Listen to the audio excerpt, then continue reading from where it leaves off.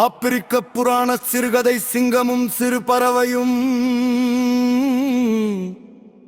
ஒரு பெரிய காட்டில் ஒரு வலிமையான சிங்கம் வாழ்ந்தது. தன்னை விட வலிமையானவன் யாரும் இல்லை என்று அது பெருமைப்பட்டு வந்தது. ஒரு நாள் அதன் கால் முள்ளில் சிக்கி வலியால் கர்ஜித்தது.